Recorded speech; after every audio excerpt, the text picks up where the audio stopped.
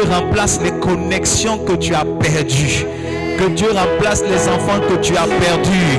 Que Dieu remplace la grâce et la faveur que tu as perdues.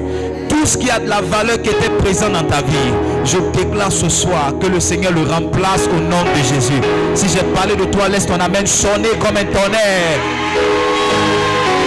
Alléluia. Salut 2 personnes, dis-le de ma part, bienvenue à Livingstone's Calling International. Dis-le, bienvenue à Livingstone's Calling International. Je suis content de te voir ce soir. Et assieds-toi. Alors nous sommes une maison d'honneur. Et ce soir nous avons le privilège de recevoir un homme de Dieu et son épouse. Et je veux qu'on puisse l'honorer. Le pasteur Ferdinand avec nous ce soir. Que Dieu te bénisse. Merci d'être venu. Il est là avec son épouse. Merci d'être venu. Peuple de Dieu, est-ce qu'on peut les acclamer mieux que cela? Merci d'être là. Que Dieu vous bénisse. Que Dieu vous bénisse. Merci d'être là. Veuillez vous asseoir. Au nom de Jésus. Amen. Alors, bienvenue à cette première soirée. Chaque mois, nous avons 3 jours de jeûne. Amen. Dénommé Eau profonde. Mais nous sommes déjà en jeûne depuis 16 jours maintenant. C'est pas ça? 16 jours et 17 jours. Donc, c'est un jeûne dans un jeûne. Amen. Et l'esprit de Eau profonde, c'est une plateforme que le Seigneur nous a inspiré pour parler de certains sujets plus en profondeur. Amen. Ce n'est pas les messages, tu vas être béni, tu vas ceci, non. Bien qu'on peut parler de ça, mais c'est des temps d'enseignement. Amen. Des temps d'enseignement, des temps d'intimité aussi. Amen.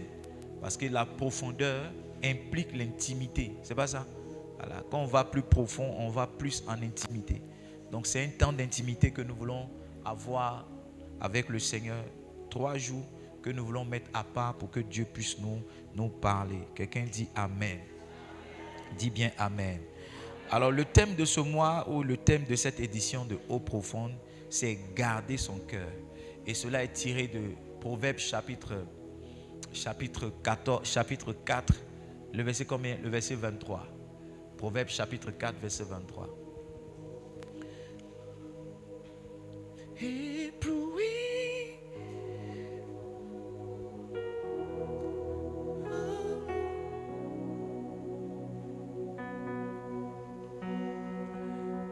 Garde ton cœur plus que toute autre chose, car de lui viennent les sources de la vie. Garde ton cœur plus que toute autre chose, car de lui viennent les sources de la vie. Ce soir, je veux partager avec vous des vérités pour vous montrer combien de fois le cœur est important dans la vie d'un enfant de Dieu. Amen. Dieu m'a dit ceci. Il y a 3 choses que tu dois poursuivre alors que tu fais le ministère. La première chose, c'est l'onction.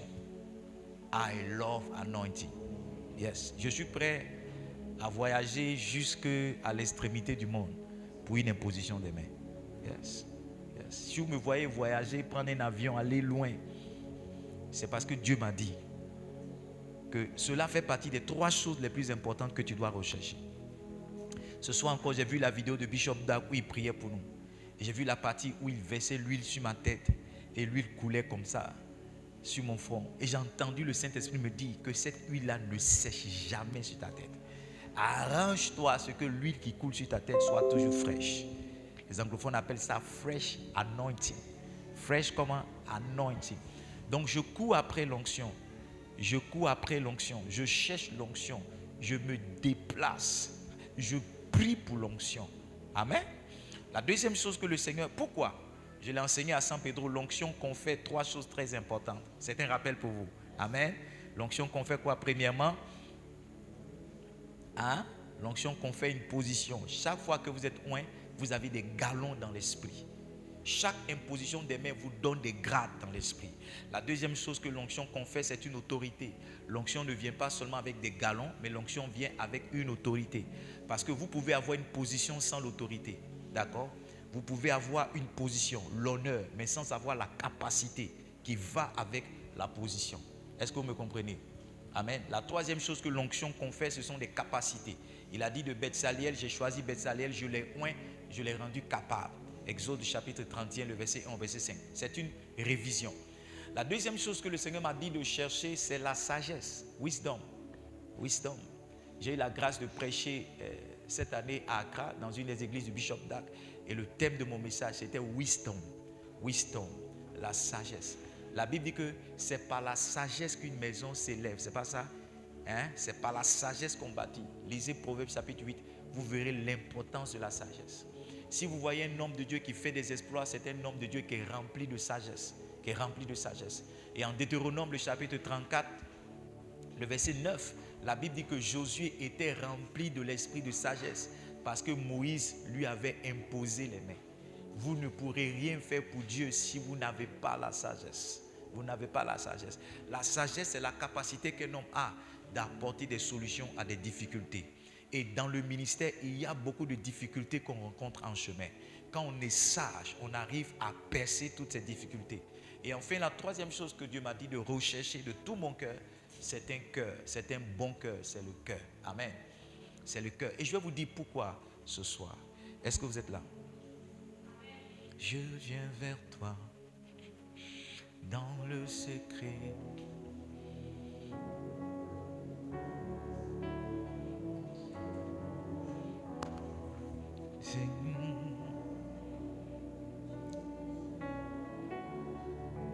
Toujours là, ébloui devant toi, éternel, ébahi par l'amour de ton ciel. Je suis là, avant-fier, je viens adorer, je désire habiter près de toi. Des vérités qui montrent l'importance du cœur. Suivez bien. Le cœur est le moteur de votre vie. S'il s'arrête, vous mourrez. Le cœur quoi? Le moteur de votre vie. C'est la première vérité qu'il faut noter. S'il s'arrête, vous mourrez. Yes. Est-ce que vous savez que pour vérifier si vous êtes en vie ou si vous êtes mort, on cherche des, comment on appelle ça? Des pouls. Vous connaissez ce qu'on appelle des pouls? Il y a des battements, d'accord, au niveau du poignet, au niveau du cœur et au niveau de quoi? Au niveau du cou. Voilà. Au niveau du poignet, il y a un pouls qu'on peut prendre au niveau du cou et au niveau du cœur. Le pouls, c'est le battement de votre cœur. Quand on n'entend plus votre pouls, quand on ne reçoit plus votre pouls, ça veut dire que vous êtes mort. Ceci veut dire, spirituellement, quand votre cœur s'est arrêté de battre, vous êtes mort. Vous êtes dans une mort spirituelle. La mort spirituelle ne correspond pas seulement à la période où quelqu'un est incapable de mener certaines activités spirituelles, mais la mort spirituelle arrive lorsque le cœur d'un homme est affecté, n'est plus sensible aux choses spirituelles. Lorsque le cœur d'un homme ne bat plus pour les choses spirituelles, c'est en ce moment-là qu'on peut dire qu'il est mort spirituellement. Yes.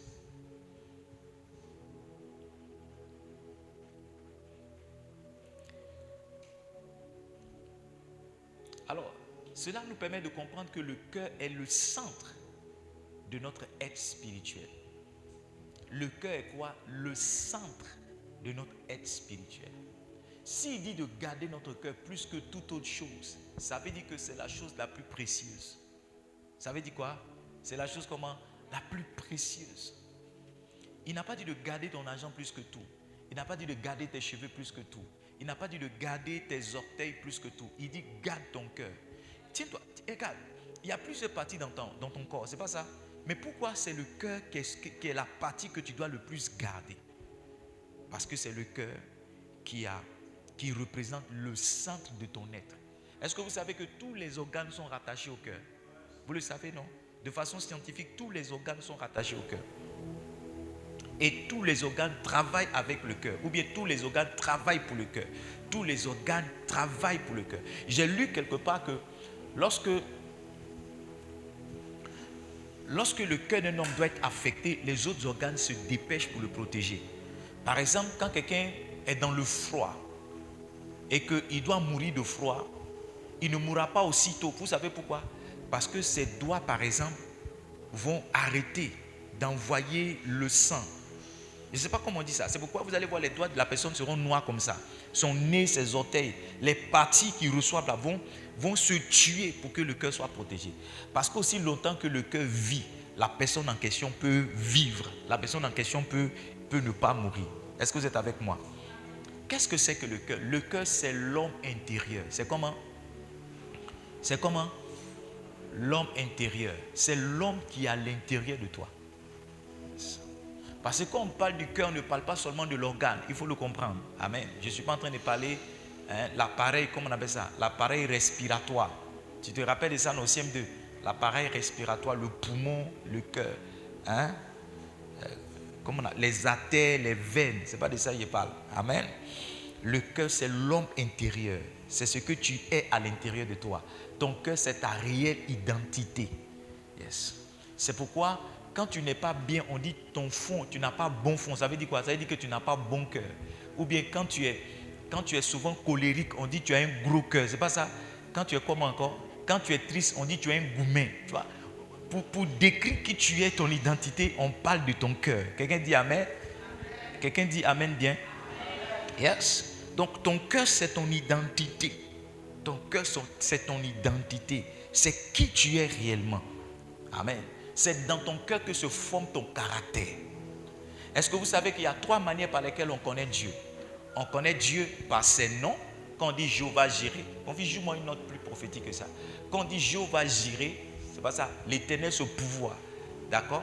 On connaît Dieu aussi par l'image de Jésus-Christ. La Bible dit dans le livre de Colossiens qu'il est là. Il est l'image du Dieu invisible. C'est pas ça?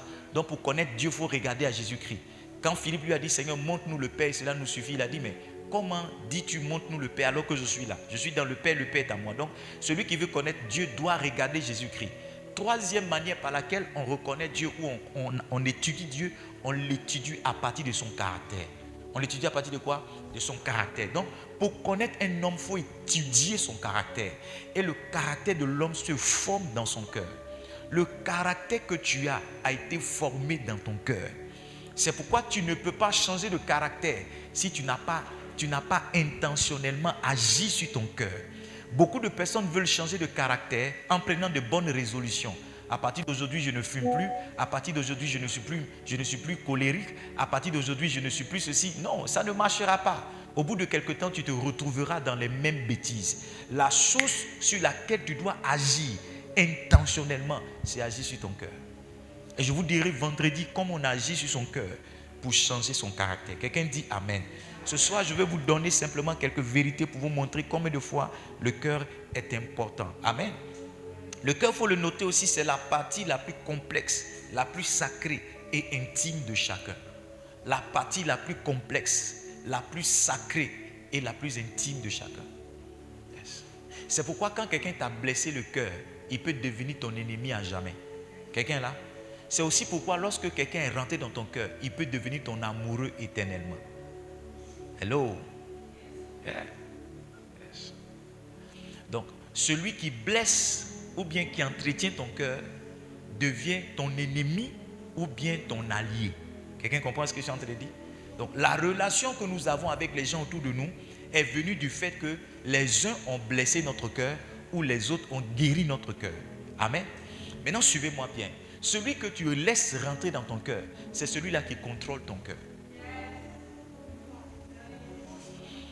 Ce que tu laisses rentrer dans ton cœur, c'est ce qui contrôle ta vie. C'est pourquoi quand tu as laissé un homme rentrer dans ton cœur, tu ne te contrôles pas. Quand il fait comme ça, tu viens, c'est pas ça? C'est pourquoi quand tu as laissé une femme rentrer dans ton cœur, tu ne te contrôles pas. Tout ce que tu as, quand elle dit elle veut, tu te dépêches. Ce qui est rentré dans ton cœur, c'est ce qui contrôle ta vie. Yes. Yes. Une femme peut devenir musulmane parce qu'elle a laissé un musulman rentrer dans son cœur. Une femme peut devenir une athée parce qu'elle a laissé un athée rentrer dans son cœur. Une femme à Djoukru peut devenir bourreau Parce qu'elle a laissé un gourou rentrer dans son cœur. Oui. Si. Je connais une dame qui est tabana, elle a laissé un ébrier rentrer dans son cœur. Elle a appris à préparer sauce graine avec attiqué. Et quand elle prépare ça, tu vas penser que c'est une femme ébriée qui l'a fait. Parce que c'est un ébrier qui est rentré. Donc ce qui rentre dans ton cœur te contrôle ta vie. C'est pourquoi tu dois veiller sur ton cœur et t'assurer que n'importe quoi n'entre pas dans ton cœur. Suivez-moi bien. La Bible dit, quand l'indignation est rentrée dans le cœur de Judas, c'est en ce moment-là qu'il a manifesté la trahison. Aussi longtemps que l'indignation n'était pas dans le cœur de Judas, il se contentait de voler l'argent de Jésus.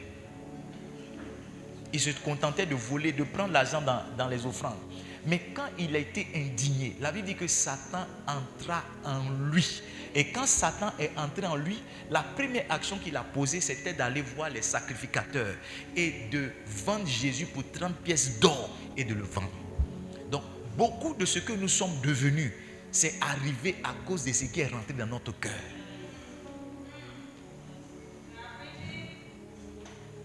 Ce qui rentre dans ton cœur contrôle ta vie. Contrôle ta vie. Contrôle ta vie. Contrôle ta vie. Il y a des gens qui sont contrôlés par le football. C'est pourquoi mercredi, ils ne peuvent pas venir à l'église. Mercredi soir, ils ne peuvent pas venir parce qu'en général, les grands matchs de foot, ça se passe les mercredis. Yes. Les mardis, les mercredis. Donc, ce qui rentre dans ton cœur contrôle. J'ai envie de te poser la question, qu'est-ce qui est rentré dans ton cœur? C'est-à-dire, jusqu'à ce soir, qu'est-ce que tu as laissé rentrer dans ton cœur? Est-ce que c'est une sœur? Est-ce que c'est Jésus? Est-ce que c'est un hobby? Est-ce que c'est l'argent? Est-ce que c'est un homme? Est-ce que c'est un gars? Qu'est-ce qui est rentré dans ton cœur? Tu vas voir que ce qui te pousse à agir, c'est ce qui est rentré dans ton cœur. Si Jésus est rentré dans ton cœur, ça ne sera pas une difficulté pour toi de faire le ministère. Ça sera quelque chose de naturel. Mais si c'est autre chose qui est rentré dans ton cœur, c'est cette autre chose-là qui va te conduire. Écoute-moi, ce qui est dans ton cœur définit les priorités de ton existence. Ce qui est rentré dans ton cœur, c'est ça qui définit les priorités. Quand tu te lèves le matin, ce que tu fais d'abord est défini par ce qui est dans ton cœur. Tu as 10 choses à faire. Pourquoi tu commences avec celle-là en premier? C'est à cause de ce qui est dans ton cœur. Donc si je veux savoir ce qui est dans ton cœur, il suffit de regarder ce que tu fais en premier. Si je veux savoir ce qui est dans ton cœur, il me suffit de regarder à quoi est-ce que tu accordes de l'importance. Si je veux regarder ce qui est dans ton cœur, il me suffit de regarder qu'est-ce que tu es prêt, pourquoi est-ce que tu peux faire un sacrifice. Ce que tu peux sacrifier, ça montre ce qui est dans ton cœur. Est-ce que vous êtes ici? Est-ce que vous êtes ici? Pendant ces 3 jours, le Seigneur va nous aider. Il va nous aider. Il va nous aider à purifier nos cœurs. Yes. Il va nous aider à avoir de bons cœurs. Parce que j'ai envie de dire ça encore. Les agissements de chacun, bons ou mauvais, trouvent leur origine dans leur cœur. Les agissements de chacun, bons ou mauvais, trouvent quoi? Leur origine dans le cœur de l'homme. Comment tu te comportes, c'est qui est dans ton cœur. C'est pourquoi quand tu es un peu coléreux, on dit ton cœur n'est pas bon. Gros cœur ne mange pas, riz chaud. C'est pas ça. Hein? C'est pas ça. Luc chapitre 6, verset 45. Je ne serai pas long ce soir. Luc chapitre 6, verset 45. Luc chapitre 6. Can I have it on the screen? Verset 45. L'homme bon, lis avec moi, tire de bonnes choses du bon trésor de son cœur. Un homme est bon. Vous savez pourquoi?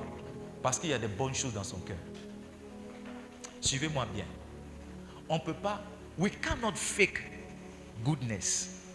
Comment on le dit en français? On ne peut pas faire semblant d'être bon.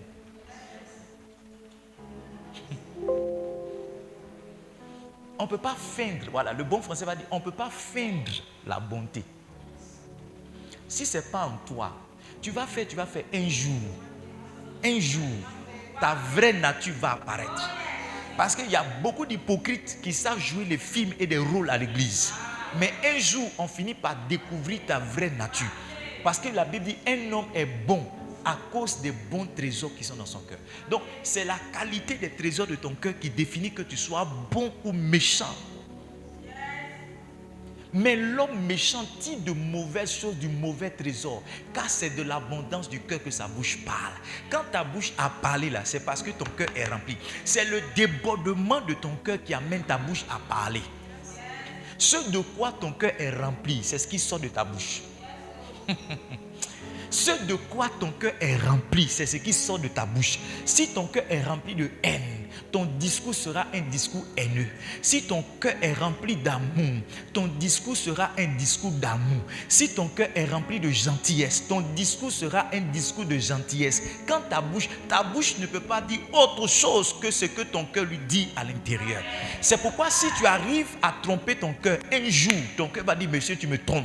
Parce que ce n'est pas ce que je t'amène à dire. Ce que je t'amène à dire, c'est ceci ou bien c'est cela.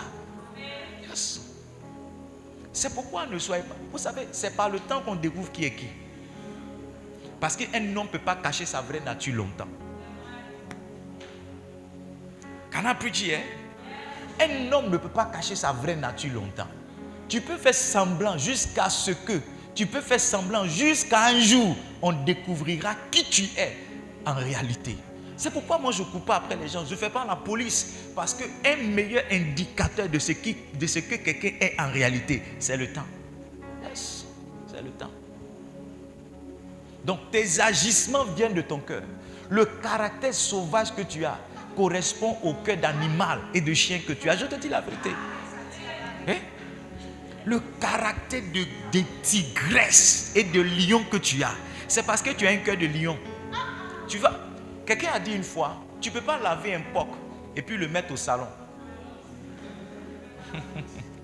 Pour dire non, comme le porc est trop sale, toi tu viens d'un animal de compagnie, tu vas laver le porc là, le mettre au salon. Au bout d'une minute, il va chercher la boue dans laquelle il va se placer.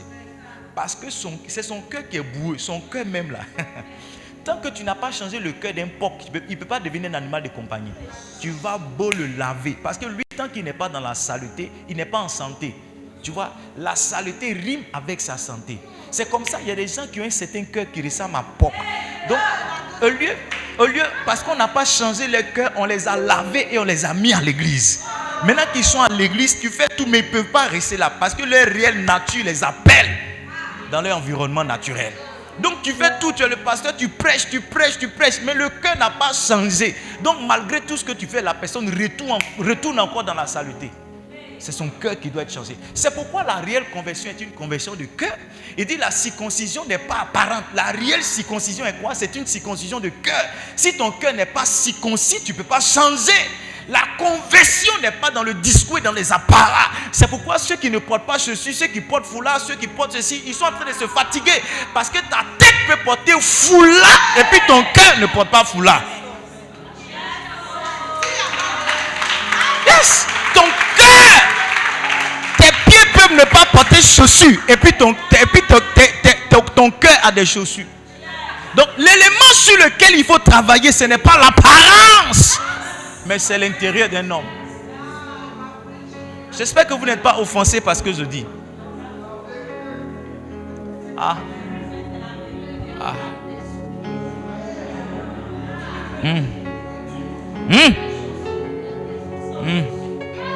Suivez-moi bien. Ce soir, je vais juste introduire. Pour vous montrer combien de fois le cœur est important. Amen. Ne vous sentez pas offensé par ce que je dis. Amen.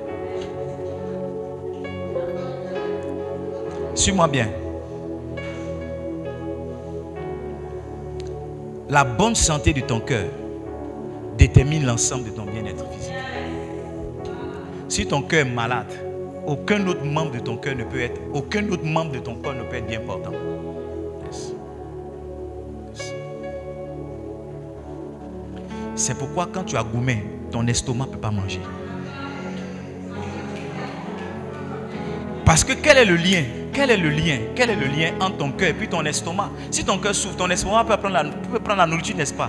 Mais pourquoi tes yeux même n'arrivent pas à se fermer la nuit?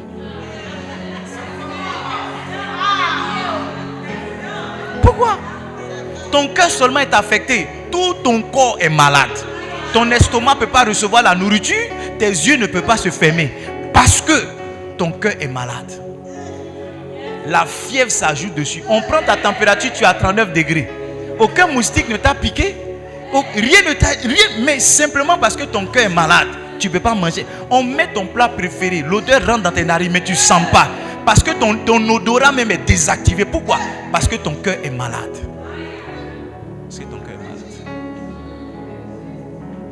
Livingstone, la Bible dit, garde ton cœur plus que toute autre chose, car de lui sortent les sources de la vie. Garde ton cœur plus que toute autre chose. Parce qu'un cœur malade, c'est un homme malade. Un cœur malade, c'est un homme malade. Et il y a beaucoup de maladies qui peuvent arriver, on ne s'inquiétera pas. Mais quand ton cœur est affecté, quand on parle de cardiologie, on commence à préparer ton cercueil. Parce que la probabilité que ton cœur soit guéri, là je parle de façon scientifique, est limite. Parce que le cœur est l'un des organes les plus sensibles. Yes. Un de mes cousins a eu sa chérie qui a eu problème de cœur. Il m'a appelé le temps qu'on l'aide. 2 jours après, quand il m'a appelé, c'est fini. Elle était partie. Yes. Je connais un monsieur qui souffrait du cœur. On ne parle pas fort devant lui. Parce que Dieu, tu le connais, non? On ne lui annonce pas certaines nouvelles. On n'a pas certaines réactions. Toute sa vie est limitée. Beaucoup de restrictions. Parce qu'il est malade du cœur. C'est comme ça que ta vie spirituelle aussi connaît beaucoup de restrictions lorsque ton être intérieur est malade. Yes. Vous savez, je vais vous dire peut-être dans la suite de mon message, on prie beaucoup, mais on ne sait pas que pour beaucoup de prières qu'on fait à Dieu, la réponse est définie par la qualité de notre cœur. On demande beaucoup de choses à Dieu, mais on ne sait pas que pour beaucoup de choses qu'on demande à Dieu, la réponse est rattachée à la qualité de notre cœur. Quand Dieu voit ton cœur, il ne peut pas te donner la chose que tu es en train de demander. Aussi longtemps que ton cœur n'a pas changé, ton cœur n'est pas transformé, Dieu ne pourra pas. Dieu n'a pas un problème avec te donner. Non, il a dit demande-moi, je te donnerai. Sauf que la chose qu'il veut te donner ne matche pas avec le type de cœur que tu as. La chose que tu demandes, ça ne va pas. Si Dieu te donne ça avec le cœur que tu as, cette chose va te détruire. Si Dieu te donne ça avec le cœur que tu as, cette chose-là, tu ne sauras pas la valoriser, tu ne sauras pas l'entretenir parce que tu n'as pas le cœur qui marche avec ça. Donc écoutez-moi bien, avant de changer même ou de nous intensifier dans nos prières, on doit vérifier si notre cœur va avec la chose qu'on demande.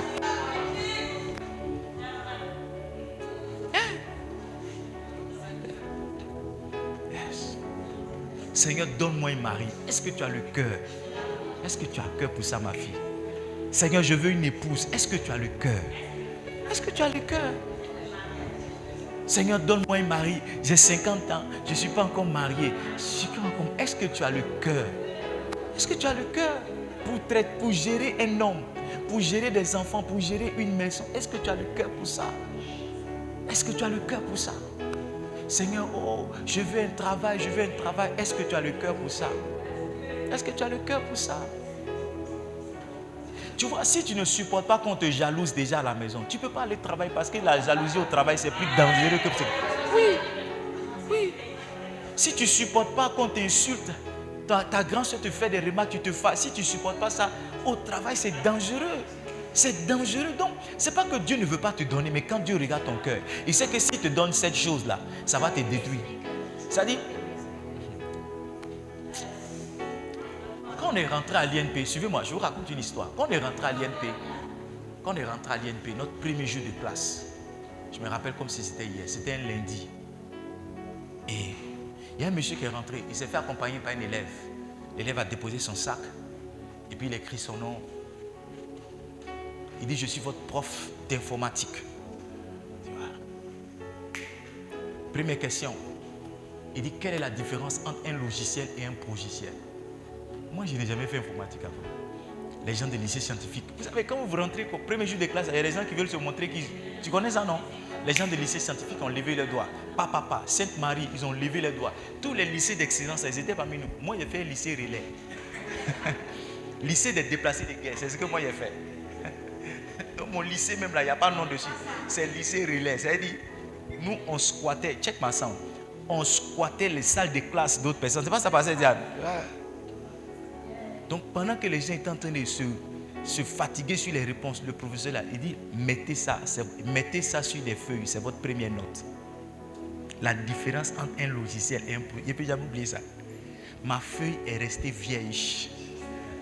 Parce que je ne connaissais pas ce que c'était qu'un logiciel pour parler de logiciel. Tu sais quoi? Quand je suis sorti de cette salle de classe, il était midi. Au lieu d'aller manger au restaurant, mon grand frère était dans l'école, donc je suis allé me coucher dans le lit de mon grand frère. Et j'ai dit à mon grand frère, on m'a renvoyé. Il dit, pourquoi tu dis ça? C'est le premier jour de classe. J'ai dit, mais si tous les jours de classe sont comme ça, si tous les jours de classe sont comme ça, c'est que moi je ne sais pas comment je vais aller en classe supérieure. Et la moyenne pour aller en classe supérieure, c'est 12 de moyenne. 11,59, 11,79, 11,99, ça ne te fait pas avancer. Donc si tous les jours, quelqu'un doit venir me poser quelque chose que je ne connais pas, comment est-ce que je vais avoir la moyenne? Mon grand frère m'a touché. Il dit non, le monsieur qui est venu là, il est venu vous effrayer. Que c'est comme ça on fait au nouveau. C'est un étudiant aussi, ce n'est pas un professeur. J'ai dit, tu dis quoi? Il dit non. Il dit c'est un étudiant, c'est pas un professeur. Que tous les nouveaux, c'est ce qu'on le fait. On fait ça au nouveau.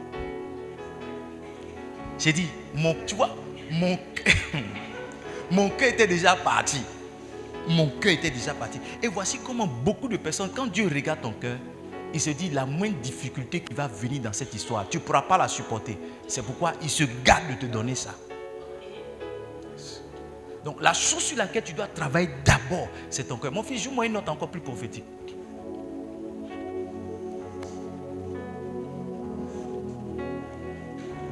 Est-ce que vous êtes là? Est-ce que vous êtes là? Maintenant, suis-moi. Note cette vérité-là encore. Notre cœur détermine le chemin que nous empruntons. Notre cœur fait quoi? Détermine le chemin que nous empruntons. Psaume 84, verset 6.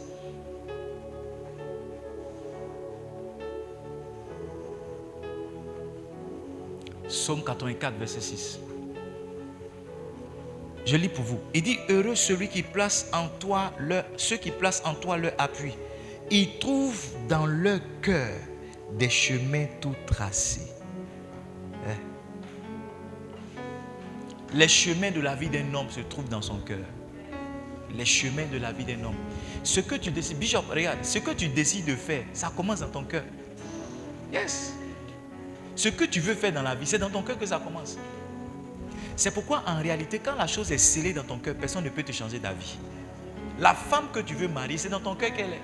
L'homme que tu veux marier, c'est dans ton cœur qu'il est. C'est pourquoi quand la chose est scellée, ta vie prend la direction de cette chose. Personne ne peut t'arracher. Le chemin de chacun est défini dans son cœur.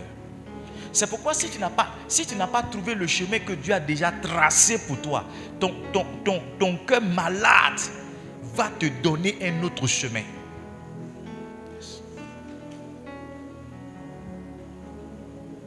Il y a dans le cœur de l'homme des chemins tout tracés. Des chemins tout tracés. J'ai envie de te poser la question, quel chemin est-ce que tu es en train d'emprunter?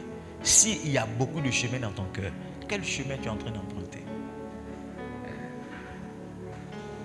Ce que tu as fait, c'est quelque chose que tu avais toujours voulu faire. Yes. Là où tu es arrivé aujourd'hui, c'est là où tu as mené ton cœur.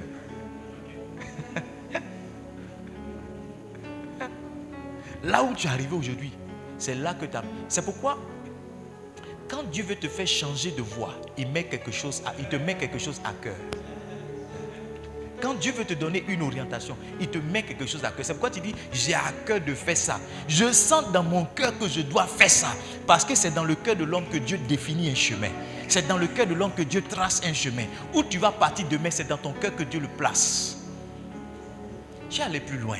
C'est pourquoi les gens qui ne savent pas écouter leur cœur, qui ne savent pas entendre le cri de leur cœur, les orientations de leur cœur sont quelquefois dans l'hésitation et dans le doute.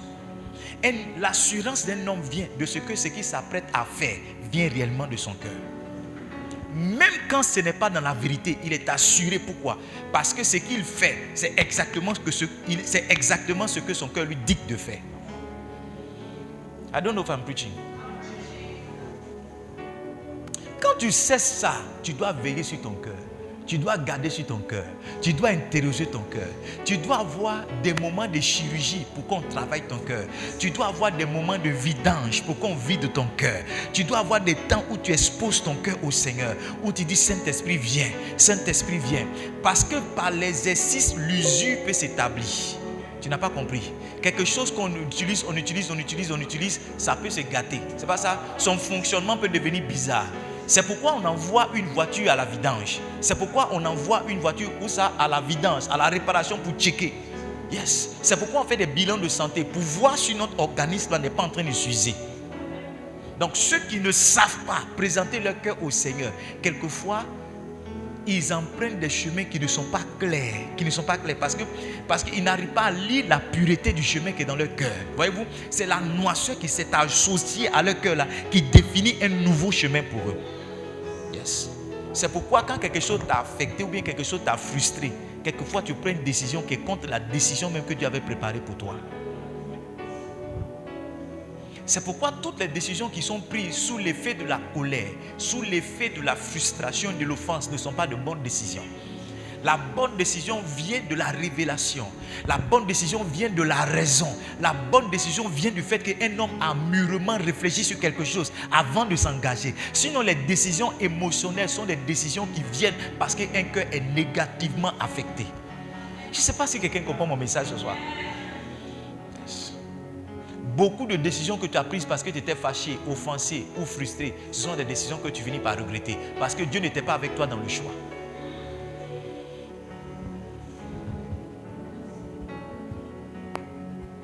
Il dit garde ton cœur plus que toute autre chose, car de lui fait quoi? Viennent les sources de ta vie. Je dis toujours que la vie d'un homme s'aligne sur la qualité de son cœur. Vous n'avez pas compris, je reprends. La qualité que ta vie aura est définie par le type de cœur que tu as. La qualité que ta vie aura est définie par le type de cœur que tu as. Quand vous voyez un homme qui est riche et qui vit longtemps dans la richesse, c'est quelqu'un qui a un bon cœur. Parce qu'aucun méchant n'a gardé sa richesse longtemps. Allez demander à Nabal. Tu vois, la clé pour toi pour vivre longtemps riche, c'est d'être bon de cœur. Beaucoup de personnes ne reçoivent pas l'argent, par exemple, et l'abondance financière parce qu'en fait, elles sont méchantes. Je vous ai parlé d'une femme qui, lorsqu'elle mange, quand vous mangez, elle vient manger avec vous. Mais à son tour, lorsqu'elle a quelque chose qu'elle doit manger, elle mange une galette et puis elle met ça sous les feuilles de manioc. Pendant qu'elle est en train d'éplucher manioc, la saleté là, pour ne pas partager, elle met sa nourriture dans la saleté. Et ceux qui prennent la nourriture puis qui crachent dessus. Tu avais des amis comme ça, non? Dès qu'ils payent son pain, ils crachent sur son pain. Mais il y a des cocos aussi, ils s'en foutent. Hein. Et ils mangent des crachats. Ceux qui ne rient pas là, ceux qui crachaient sur leur nourriture. Il fait comme... Et puis ils crachent dessus. On avait des amis comme ça. Ils payent aller-retour et puis ils crachent dessus. Je me demande bien où ils sont aujourd'hui. Amen. Est-ce que vous êtes là? Est-ce que vous êtes là? Suivez-moi bien. L'état de votre cœur affecte tous les domaines de votre vie. Il a été démontré scientifiquement que beaucoup de personnes sont tombées malades à cause du manque de pardon. L'incapacité de demander pardon, l'incapacité de pardonner a donné du cancer, l'hypertension artérielle à certaines personnes. Mieux encore, il y a certaines personnes dont le miracle a été bloqué à cause de la qualité de leur cœur. Yes. J'ai lu dans le livre de David Yonggi. Il disait qu'il priait pour une dame et la dame malade ne guérissait pas depuis. Il faisait beaucoup d'efforts et la dame ne guérissait pas. Jusqu'à ce que le Saint-Esprit dise, cette femme-là doit pardonner à quelqu'un, mais elle refuse. Il a posé la question à la dame. La dame dit, effectivement, sa belle-mère méchante, qu'elle, pour rien au monde, elle va pardonner à sa belle-mère. Et elle a fait un effort par la grâce de Dieu, elle a réussi à pardonner à sa belle-mère. C'est alors que la prière de l'homme de Dieu a été exaucée et qu'elle a été guérie. Donc il y a beaucoup de personnes que vous voyez malades. Leur maladie, là, en réalité, est rattachée à l'état de leur cœur. Il y a beaucoup de personnes qui ont des palpitations, des AVC à cause de leur cœur qui n'est pas bon, qui est rempli de colère, qui est rempli de vengeance et de haine. Il y a des gens qui transportent des maladies, c'est à cause de leur cœur, du type de cœur qu'ils ont. C'est le type de cœur là qui les rend malades. Vous ne verrez jamais un sorcier qui n'est pas jaloux. Parce que le CP1 de la sorcellerie, c'est la jalousie. C'est par la jalousie qu'on t'initie à la sorcellerie. Oui, la jalousie et puis la faim. Ceux qui ont toujours faim, c'est eux qu'on initie à la sorcellerie et ceux qui sont jaloux. Si, Ceux qui ne peuvent pas tenir quand ils ont faim. Oui, moi je connais quelqu'un qui était un sorcier. Quand il a faim, il est une autre personne. Quand il a faim, il tremble, il parle pas tous les nerfs. Oui, je connais quelqu'un, il était sorcier. Bon, je ne sais pas s'il est sorti de la sorcellerie. Mais quand il a faim matin comme ça, là, il est nerveux. Quand il a faim, là, personne n'est son ami. Mais dès qu'il mange, dès qu'il a mangé quelque chose, il commence à sourire tout le monde. Donc ceux qui ne peuvent pas conserver leur faim, ça c'est la maternelle de la jalousie, de la sorcellerie. Maintenant les jaloux là, et c'est le CP1 de la sorcellerie. Donc si tu as commencé à être jaloux, bientôt tu seras un sorcier.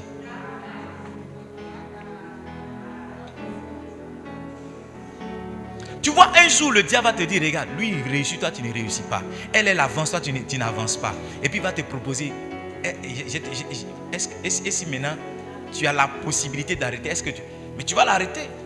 Tu vas l'arrêter parce que très souvent, on n'observe pas que tu es dans le statu quo. Mais c'est quand elle apparaît qu'on dit, regarde celle-là, ta camarade. Tu vois, non? C'est quand ta camarade arrive qu'on se rappelle que toi, tu n'as pas avancé. Donc c'est un peu comme si ta camarade est le problème de ton existence. Et Satan va toujours venir te faire la proposition de faire tenir ou bien de la rabaisser dans son élévation. Et tu ne vas pas hésiter. Parce que son succès apporte une forme d'ombre. Une forme d'ombre sur ta vie, ou bien son succès met en exergue tes limitations et ta stagnation. Et Satan va venir toujours te proposer de le combattre. Et tu vas te lever pour dire, celle-là même, elle est comme ça parce que. Lui, ce pasteur-là, il a ça parce qu'il a pris pouvoir. Ce pasteur-là, il est ça parce qu'il porte la croix. Sa croix-là même. Est-ce que ça, ce n'est pas les francs-maçons? Aussi longtemps que tout le monde a 2 membres, on s'en fout. Il n'y a pas un problème. Nous tous, on est la même chose. Mais quand un s'élève qu'il a 200 membres, il a 500 membres, on dit non, il y a quelque chose qui ne va pas. Donc son succès vient mettre une forme de lumière sur notre limitation. Et comme on ne veut pas accepter que c'est par le travail et par la grâce que le monsieur est devenu ce qu'il est, on attribue ça à certaines formes. Et on s'élève maintenant dans la jalousie pour le combattre.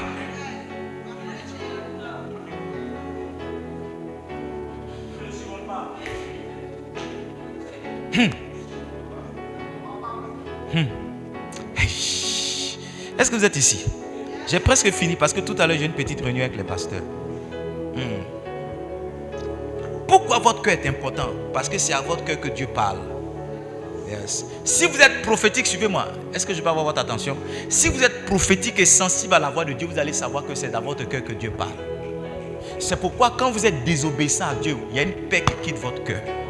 Quand Dieu vous a dit de faire quelque chose que vous n'avez pas fait, il y a une paix que vous n'avez plus dans le cœur. Yes. Quand Dieu aussi commence à vous dire de faire quelque chose, c'est dans votre cœur que vous l'entendez. Vous ne l'entendez pas dans votre oreille. Ça sonne dans votre cœur. Ça sonne dans votre cœur. Vous sentez un étranglement dans votre cœur jusqu'à ce que vous fassiez la chose. Et quand vous faites la chose, vous sentez une paix qui vous envahit. Je fais ce que Dieu m'a dit de faire. Je fais ce que Dieu m'a dit de faire. Dieu est en train de rappeler à beaucoup de personnes ici ce qu'il leur a dit. Ton manque de sommeil vient du fait que tu n'es pas en train de faire la chose que Dieu t'a dit de faire. Étrangement, même quand je parle d'un message sur le cœur, je reviens sur la chose que Dieu t'a dit de faire. Même si je parle de mariage, dès que tu t'assois en même temps, tu m'entends dans ma prédication la chose que Dieu a dit de faire. Cette partie-là, tu ne veux pas entendre, mais ça vient toujours.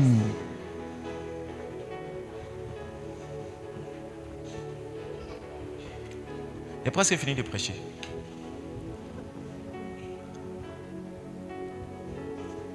Je te donne mon cœur, il ne m'appartient plus. Ce que j'ai de meilleur, tout est pour toi, Jésus. Prends mon cœur, prends ma vie, je te donne tout. Yes. Amen. Dieu parle à notre cœur. Dieu parle quoi? Avant-dernière chose. Le cœur de l'homme définit ce qu'il reçoit ou bien ce qu'il ne reçoit pas. Acte chapitre 8. Lisons partie verset 18. Le cœur de l'homme définit ce qu'il reçoit. Et ça, c'est la partie la plus importante. Je l'ai dit, mais je vais l'étayer maintenant avec un passage biblique. Ce que tu as, ce que tu n'as pas, ça dépend du cœur que tu as. Ce qui te manque, mes enfants, ce que vous n'avez pas, ça dépend du cœur. Lorsque Simon vit que le Saint-Esprit était donné par l'imposition des mains des apôtres, il leur offrit de l'argent. Next verse. En disant, accordez-moi aussi ce pouvoir, afin que celui à qui j'imposerai les mains reçoive le Saint-Esprit. Mais Pierre lui dit, que ton argent périsse avec toi, puisque tu as cru que le don de Dieu s'acquiert à prix d'argent. Verset 21. Il n'y a pour toi ni pas ni l'eau dans cette affaire. Lis avec moi cette dernière partie. Car ton cœur n'est pas droit devant. L'onction lui a été refusée à cause de ce que son cœur n'est pas droit. Il y a des choses que le ciel te refuse parce que ton cœur n'est pas droit. Maintenant, voici le point sur lequel je vais insister ce soir. La nouvelle naissance n'implique pas forcément la droiture de ton cœur. Ce n'est pas parce que tu es né de nouveau que ton cœur est bon. Parce que Simon là, la Bible dit qu'il a cru. Il a reçu Jésus comme les autres. Mais Pierre dit, je ne te donne pas parce que ton cœur n'est pas droit. Ça veut dire quoi? Ça veut dire que intentionnellement, après avoir reçu Jésus dans ton cœur, tu dois travailler sur ce cœur-là pour que ce cœur-là maintenant s'aligne sur la qualité de cœur que Dieu veut. Parce que la Bible dit, qui montera à la montagne de l'Éternel? Celui qui a les mains pures, les mains innocentes et le cœur pur. Aussi longtemps que ton cœur n'est pas pur, il y a une dimension de Dieu que tu ne vois pas. En Matthieu chapitre 5, le verset 8, il dit, heureux ceux qui ont le cœur pur, car ils verront Dieu. Voir Dieu, c'est voir une certaine manifestation de Dieu, c'est voir certaines choses t'arriver dans ta vie et dans ta destinée. Les choses que tu ne vois pas montrent à quel niveau ton cœur est purifié ou bien ton cœur n'est pas pur. Il dit ici, tu ne peux pas recevoir cela parce que ton cœur n'est pas droit. Donc aussi longtemps que tu n'as pas travaillé ton cœur, quoi que cela t'appartient, quoi que cela fait partie de ton héritage, cela ne te sera pas donné. Donc ce n'est pas parce que la chose est prévue pour toi, ce n'est pas parce que tu demandes seulement que tu reçois, mais c'est aussi parce que ton cœur, la qualité de ton cœur le permet. Livingstone, chers frères et sœurs, il y a beaucoup de choses qu'on n'a pas parce que le cœur qu'on a ne nous permet pas de les avoir.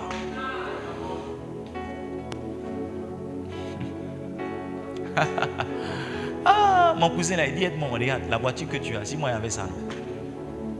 Les filles d'Abidjan, de toute façon, elles allaient voir dans ma main. Il dit, voiture, il y avait une 4x4 ML 320, immatriculée 7103 EB 01.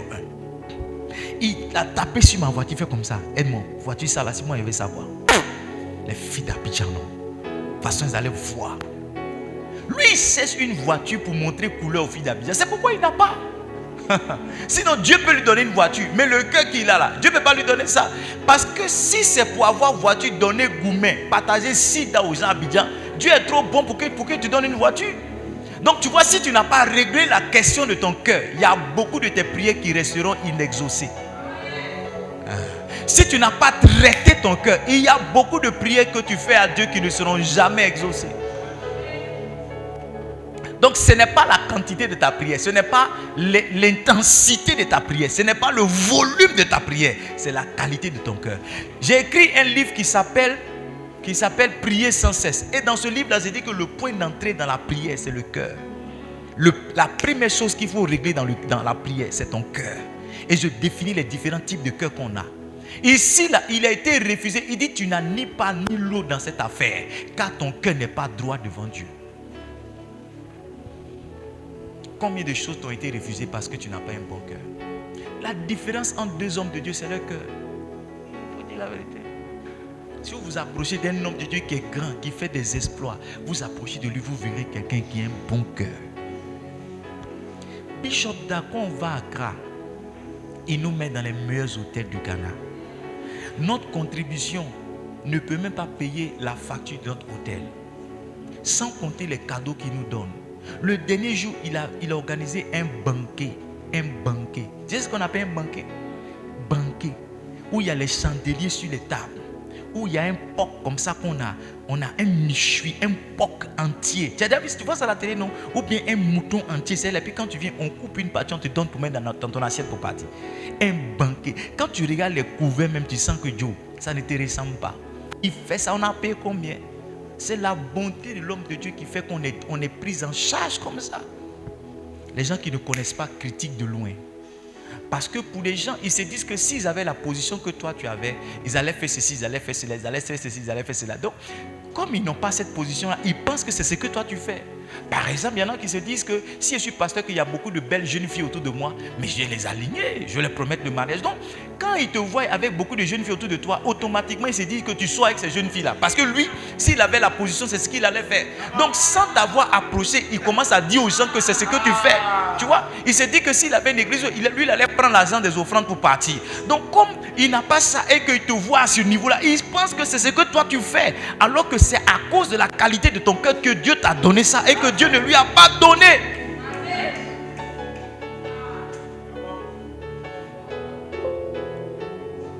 Excel, joue bien mon piano. Prends ton temps, prends ton temps. Prends ton temps. Prends ton temps.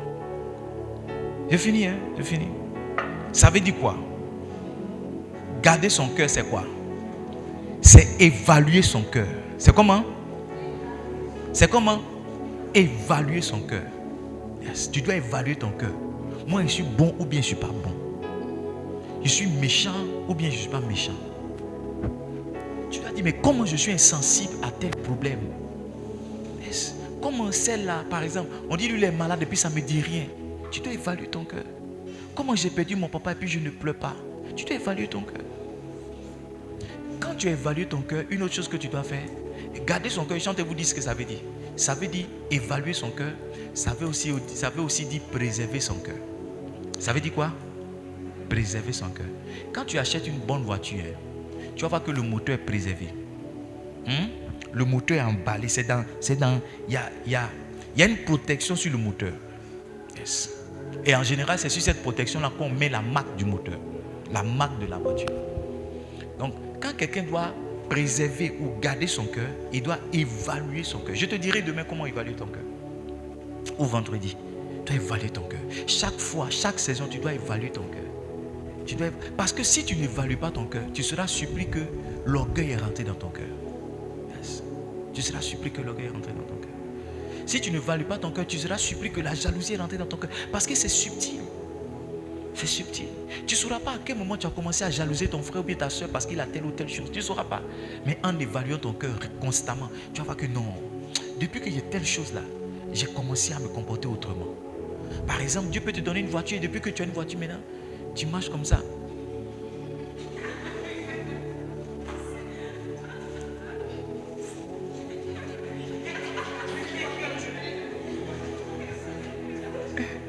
Tu marches comme ça. Tu dois te dire, non, mais quelque chose m'est arrivé. Depuis que quelque chose est rentré dans mon cœur. Il y a une séduction qui est rentrée dans mon cœur. Ou bien depuis que Bishop Dag a prié pour toi, tu dis maintenant, hé, appelez-moi évêque. Appelez-moi évêque. Je suis évêque maintenant. Hein? À partir d'aujourd'hui, je suis un apôtre. Il dit, quel pasteur? Appelez-moi un apôtre. Voilà. Quelque chose est rentré dans ton cœur. J'ai le témoignage d'un homme de Dieu. Il est monté sur la chair. Et puis on l'a introduit. On s'est trompé sur son titre. Voilà. Non, on a dit, on va recevoir le frère Intel. Puis il est monté sur la chair. Dès qu'il a pris le micro, il dit, moi je ne suis pas votre frère. Moi, je suis le révérend tant. Quelque chose est rentré dans ton cœur. Quelque chose. Moi, il y a un pasteur qui m'a beaucoup aidé dans cette humiliation, dans cette humilité. Chaque fois qu'il me donnait sa chair, il disait, il y a un jeune homme qui est là. C'est comme ça qu'il m'introduit. Il dit, il y a un jeune homme qui est là, c'est un jeune pasteur, c'est un petit. Oui, c'est comme ça qu'il m'introduit. C'est un jeune homme. C'est comme ça qu'il m'introduit. Mais ça m'a aidé. Ça m'a aidé. Ça m'a aidé. Quelquefois, Dieu crée certaines circonstances pour que toi-même tu vois ce qui est dans ton cœur. Tu es marié et puis on dit Marina. Comment Marina? Et si madame Enso. Madame s'il te plaît, tu fais comme ça. Madame s'il te plaît. Madame s'il te plaît. S'il te plaît. Madame s'il te plaît. On avait un collègue qui était nommé DGA. Et puis il y avait un autre collègue là. Il y avait un autre collègue, on attendait l'ascenseur. Et puis lui, il était en train d'embrouiller le collègue qui était nommé DGA. Et puis il disait son prénom, regarde, il parlait. Le gars il a fait comme ça. Il dit, peut-on se vous voir s'il vous plaît?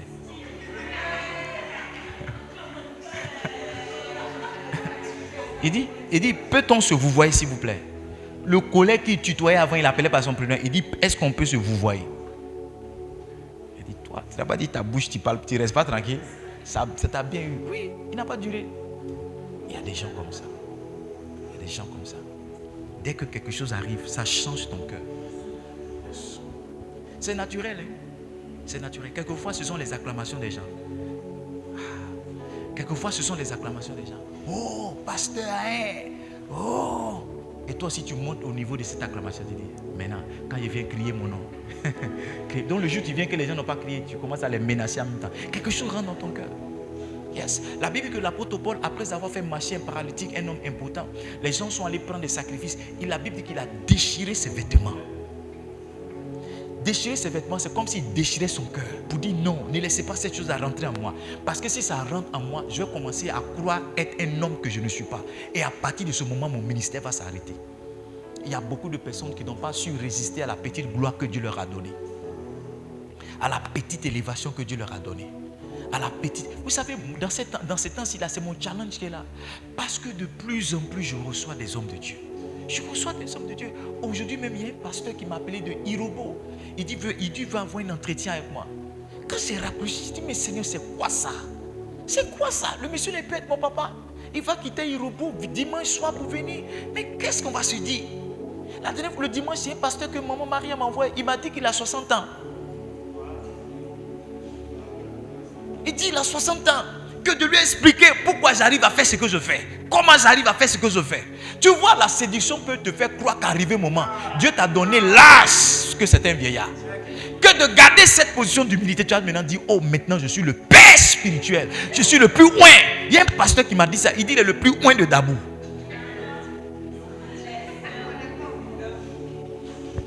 Il dit, il est le plus loin. Il est le plus loin de tous les pasteurs. Ça, c'est une séduction. Quelque chose est rentré dans ton cœur. Demain, peut-être, je parlerai de 3 types de cœur. Le cœur élevé, le cœur offensé et le cœur colérique. Peut-être que je parlerai de ça. Pour aider, parce que je pense que c'est les 3 grandes plaies qu'on trouve dans notre marche avec le Seigneur. La colère, l'offense et puis l'orgueil. Les gens sont venus à l'université UAM. Moi, je ne sais pas où ils m'ont vu. Comment ils me connaissent? Ils disent non, ils vont me donner un prix d'excellence. Ils disent, c'est quoi? Ils disent non, pour la qualité du travail que je fais, ils vont m'honorer. J'ai dit, mais vous me connaissez où? Ils disent, ah, ils observent, ils ont fait des enquêtes. Moi, vous allez m'honorer? Tu vois, si tu ne fais pas attention à ton cœur, Satan va venir te dire, regarde, est-ce que tu sais que tu es le meilleur pasteur de Dabou? Et puis quand tu vas écrire sur ton Facebook, tu as écrit, aide-moi, hein, le meilleur des meilleurs. Toujours devant, jamais toujours élevé. Tu as commencé à mettre des slogans bizarres comme ça pour nourrir ton orgueil. Et le jour, les gens ne vont pas répéter ça avec toi. Tu vas les taxer de jaloux. Et tu vas commencer à les combattre. Beaucoup d'hommes de Dieu, beaucoup de rois dans la Bible ont chuté parce qu'ils n'ont pas pu conserver leur succès. Ils n'ont pas pu gérer leur élévation. Dieu m'a dit ceci, chaque fois que je te présenterai, cache-toi davantage. Où j'habite là, c'est sciemment que je dois l'habiter là-bas. Dieu m'a dit ça. Dieu m'a dit chaque fois que je vais t'élever, cache-toi. Ne saute pas dans l'élévation pour dire cache-toi. Cache-toi. Cache-toi. Cache-toi encore et encore et encore. Si tu vois mon Facebook, si je n'ai pas fait une publication, écrit, ou bien je n'ai pas fait une vidéo, je ne mets rien. Je ne mets pas non, je suis dans telle piscine. Je suis allé à San Pedro. Est-ce que vous avez vu une image de moi à San Pedro? On entre dans la ville de San Pedro. Voici la piscine, voici la mer. On est en train de manger. Voici, on a dormi dans une belle résidence. Je vous dis, mes gars, une belle résidence. Mais on n'a mis aucune photo de la résidence. Parce que toutes ces choses-là, ça nourrit ton orgueil. Quand tu mets la photo, vraiment ça va chez toi, tu dis, ouais, Dieu bénit toujours. C'est Dieu qui est fort, c'est Dieu qui est fort. Et puis ceux qui ont fait le commentaire, tu dis les maudits là, vous êtes derrière, vous allez rester derrière là-bas. Et puis tu penses que tu vas arriver. Tu penses que tu vas arriver. Quand Dieu t'élève, ce que tu dois faire, c'est de te cacher. Quand on a choisi Saül comme roi, le gens voulaient le présenter comme roi, la Bible dit que c'était caché. C'était caché. Et quand Samuel est venu plus tard, il lui a dit, quand tu étais petit à tes yeux, Dieu t'a élevé. Yes. On a fini pour ce soir. On va prier pour nos cœurs. Oh Dieu, crée en moi un cœur pur. Psaume 51, verset 11 ou bien verset 12. Oh Dieu, crée en moi un cœur pur. Renouvelle en moi un esprit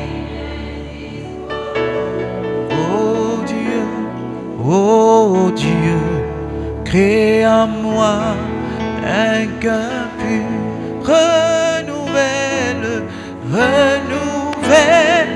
en moi un esprit bien disposé. Oh Dieu, crée en moi un cœur pur. Ouais, il dit, oh Dieu, crée en moi un cœur pur, renouvelle en moi un esprit bien disposé. Le cœur correspond à ton esprit, l'homme intérieur, l'être intérieur. C'est ça qui est ton cœur. Et si ton cœur n'est pas pur, si ton cœur n'est pas bien disposé, ça c'est la prière de David. C'est la prière de David. Et c'est une prière qu'on doit faire constamment. C'est pourquoi ceux qui me suivent sur Délivré, vous allez voir que le cœur c'est un message qui vient chaque 3 mois, chaque 6 mois, chaque 9 mois. Ça arrive chaque fois. Ça arrive chaque fois. Ça arrive chaque fois. Parce que c'est le moment où on va au garage pour qu'on puisse checker la voiture, le moteur qui est dans notre voiture. C'est le moment où on va à l'hôpital pour qu'on puisse voir l'état de notre santé spirituelle. Est-ce qu'on peut lever la voix prier? Est-ce qu'on peut prier? Seigneur, crée en moi un cœur pur, renouvelle. Seigneur, crée en moi un cœur pur. Parle à Dieu pour ton cœur. Parle à Dieu pour ton cœur.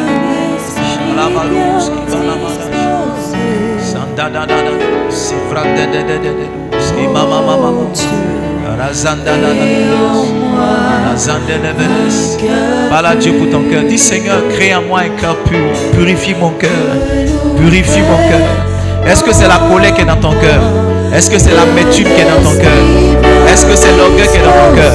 Parle à Dieu et dis Seigneur, crée en moi un cœur pur. Crée en moi un cœur pur. Crée en moi un cœur pur. Crée en moi un cœur pur. Parle à Dieu, dis Seigneur, crée en moi un cœur pur. Crée en moi un cœur pur. En moi un esprit bien disposé. Oh Dieu, crée en moi un cœur pur. Renouvelle en moi un esprit bien disposé. Oh Dieu, crée en moi un cœur pur. Le Saint-Esprit me dit de te dire ça.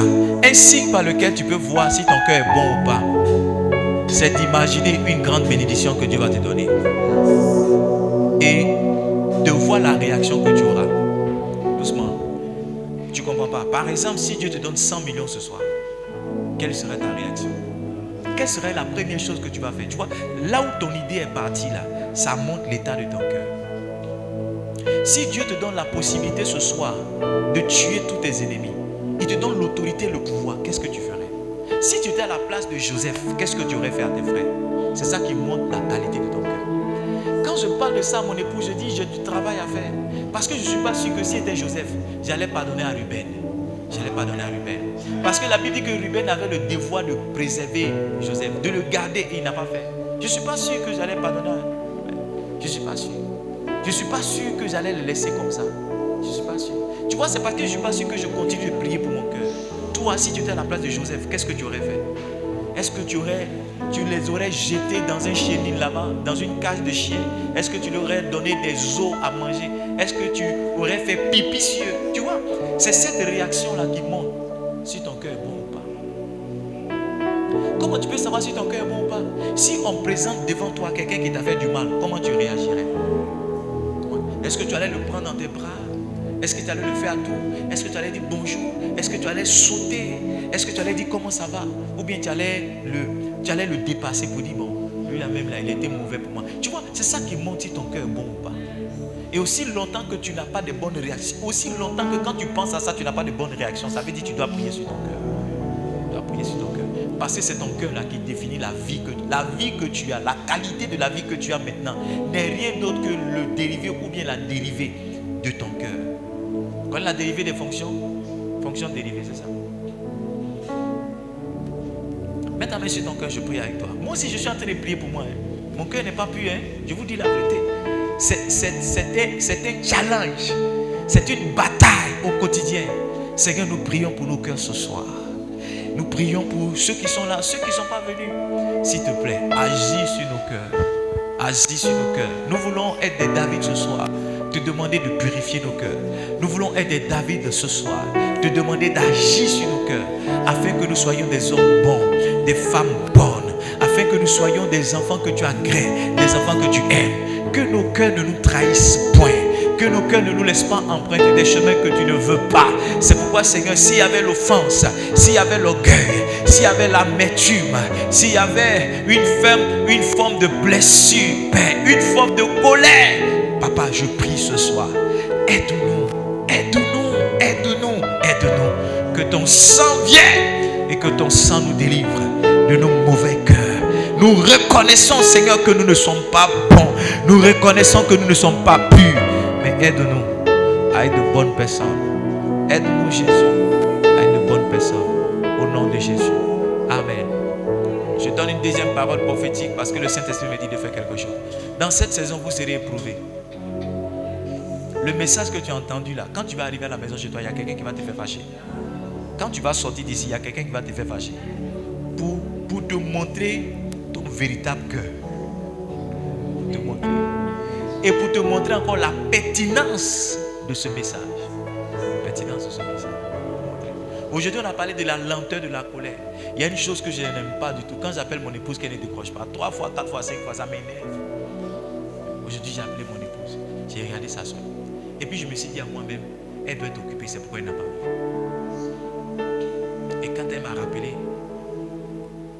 mais il y a des années avant, il y a des mois en arrière, je n'allais pas avoir cette réaction-là. Je n'allais pas avoir cette réaction. Donc, ce que vous entendez aujourd'hui, ça va créer des épreuves. Ça va créer des tests. Quand tu vas rentrer à la maison, tout de suite, peut-être même en chemin, il y a quelqu'un qui a versé l'eau sur toi. Tu as dit, j'ai envie de te donner un point, mais c'est à cause du message. Après les 3 jours, ça trappe. Toi là, en mettant le site de toi, dit, tu as eu la chance aujourd'hui. Je viens de l'église. Le pasteur vient de parler du cœur, c'est pourquoi. Mais t'aimer encore si tu es femme, reprends. Saint-Esprit, merci, aide-nous à être de bonnes personnes au nom de Jésus. Amen. Est-ce qu'on peut faire nos offrandes? Je peux avoir une enveloppe? Prenez une enveloppe, on va faire nos offrandes.